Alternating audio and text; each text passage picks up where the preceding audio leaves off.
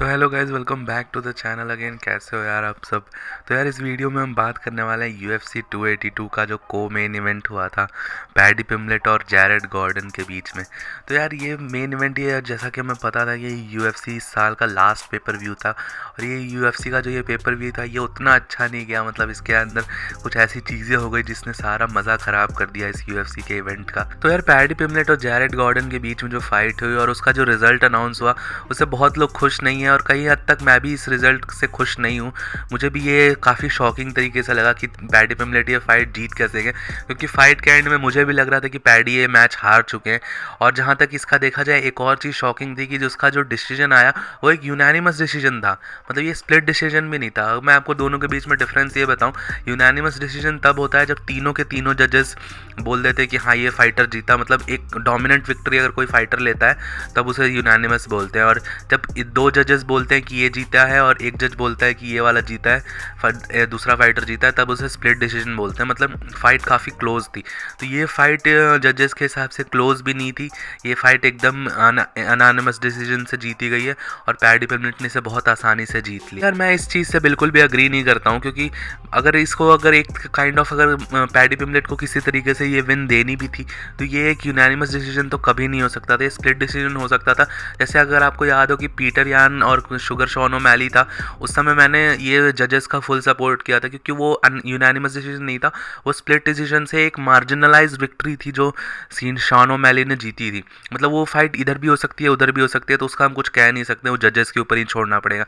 But यहाँ पे clear day and light पता चल रहा है कि यहाँ पर एक यूनानिमस डिसीजन नहीं था, एक स्प्लिट डिसीजन हो सकता था, फिर माना जा सकता था। लेकिन मुझे फिर भी लगता है कि ये स्प्लिट डिसीजन में भी इससे जैरेड गॉर्डन को मिलना चाहिए। तो यार डिसीजन तो ले लिया गया है जजेस की तरफ से, अब वो अनाउंसमेंट भी हो चुकी है, वो चेंज तो होगा नहीं, हम क्या है कितना भी कुछ भी बोल लें।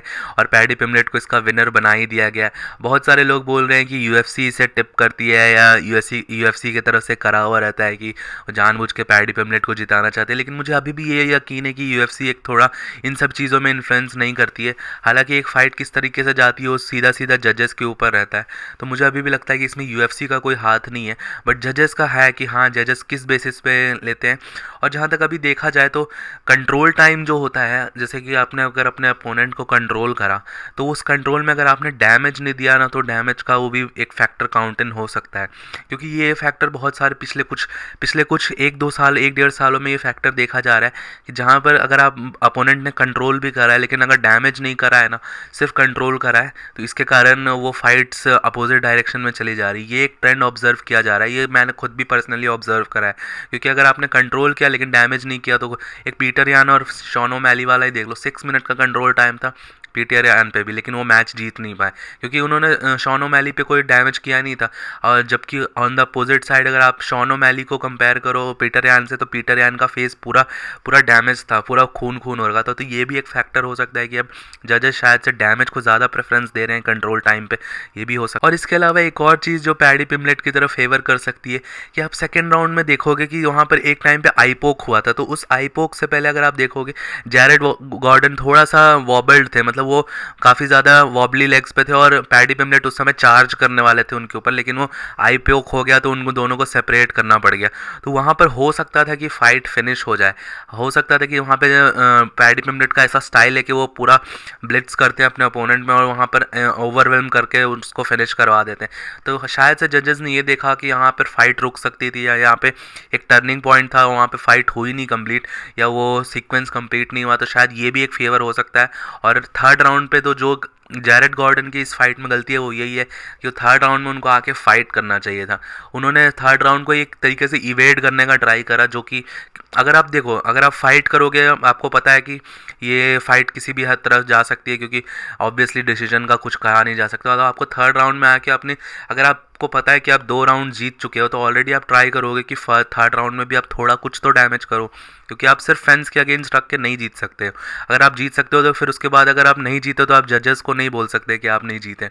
तो ये भी एक चीज़ हो सकती है, क्योंकि ये जैरेड गॉर्डन ने शायद इसलिए थर्ड राउंड में फाइट नहीं करा, क्योंकि उनको पता चल चुका था कि सेकेंड राउंड में फाइनली पैडी अपने उसमें आ रहे हैं, या उनको अपनी रेंज मिल गई है, या वो और स्ट्राइक्स लैंड कर सकते हैं थर्ड राउंड में, या जैरेड गॉर्डन को मन में ही ये डर था कि वो थर्ड राउंड में फिनिश हो जाएंगे पैडी पिमलेट से, इसीलिए उन्होंने ऐसा डिफेंसिव तरीका अपनाया।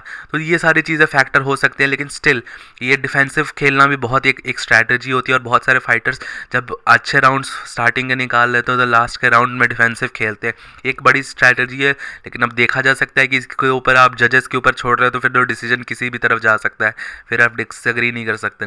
लेकिन स्टिल अगर अभी भी डिसीजन का बोला जाए तो मैं इस डिसीजन से अग्री नहीं करता हूँ।